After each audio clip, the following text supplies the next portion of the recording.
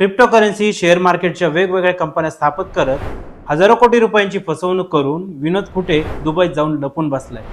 महाराष्ट्राबरोबरच गुजरात, कर्नाटक, आंध्र प्रदेश, तेलंगणा, ओडिशातील लोकांची ही मोठी फसवणूक त्याने केली आहे। ईडीच्या प्राथमिक तपासानुसार हा आकडा आता 1000 कोटींपेक्षा जास्त असल्याचं सांगितलं जात आहे। अहिल्यानगर जिल्ह्यातील कर्जत, जामखेडसह नगर शहरातील अनेकांना त्याने कोट्यवधी रुपयांचा चुना लावला आहे। नेमकं हे सगळं प्रकरण आहे तरी काय ते आपण जाणून घेऊयात। विनोद कुटे यांच्या VIPS ग्रुप विरुद्ध 100 कोटींच्या पॉन्झी घोटाळ्याबाबत भारतीय विद्यापीठ पोलीस ठाण्यामध्ये ऑक्टोबर 2023 मध्ये गुन्हा दाखल होता। दुसऱ्या दिवशी कुटे हा नेपाळ मार्गे दुबईला पळून गेला। त्याच्या विरोधात गुन्हेगारी कट आणि फसवणुकीच्या आधारे prevention of money laundering act आणि फॉरेन एक्सचेंज मॅनेजमेंट ऍक्ट अंतर्गत ईडी कडून तपास देखील सुरू आहे। पुणे आर्थिक गुन्हे शाखा देखील याचा तपास करीत आहे। त्याचाच एक भाग म्हणून पोलिसांनी मार्च 2024 मध्ये कुटे याच्या दुबईतील 37 कोटींच्या मालमत्ता या जप्त केल्यात। एप्रिल 2024 मध्ये देखील तब्बल 25 कोटींच्या जंगम मालमत्ता आणि जवळपास 9 कोटींच्या स्थावर मालमत्ता तसेच पुण्यातील फ्लॅट, हॉल, कार्यालय आणि अहिल्यानगर जिल्ह्यातील जमिनी अशा सुमारे 70 कोटीहून अधिक मालमत्ता कुटे याच्या जप्त करण्यात आलेल्या आहेत। गुन्हा दाखल झाल्यानंतर तब्बल 2 वर्षांनंतर पीडित हे बोलू लागले। 20 ते 30 पीडितांनी पुण्याच्या आर्थिक गुन्हे शाखेकडे याबाबत जबाब देखील दिलेले आहेत।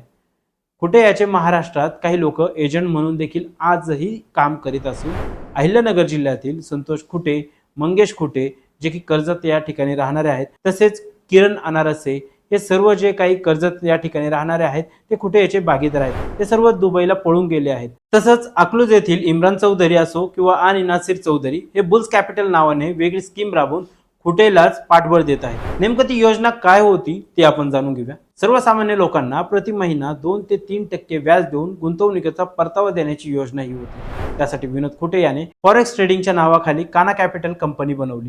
गुंतवणूकदारांची झूम आणि ऑनलाईन मीटिंग घेऊन चांगल्या परताव्याची त्याने आमिष दाखवली। पैसे अनेक बनावट फार्म मध्ये टाकले। हे पैसे हवालाच्या माध्यमातून परदेशात देखील पाठवण्यात आले। या योजनेतही गुंतवणूकदारांकडून अनेक कोटींची गुंतवणूक करून घेण्यात आली। ही रक्कम हवाला चॅनल आणि शेल कंपन्यांद्वारे देशाबाहेर पाठवली गेली असल्याचे तपासात आता उघड झाले।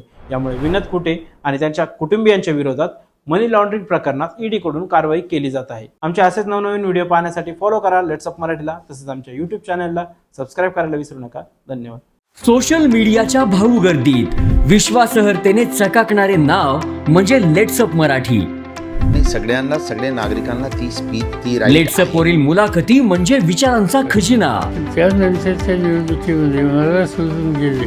बातम्या केवळ वस्तुस्थिती सांगणाऱ्या, न प्रोपगंडा, फक्त जनतेचा अजेंडा।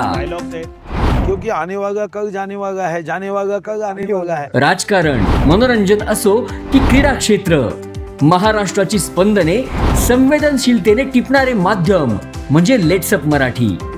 जगासोबत एक पाऊल पुढे राहण्यासाठी लेट्स अपचे ॲप, सोशल मीडिया आणि वेबसाईट सोबत कनेक्टेड रहा।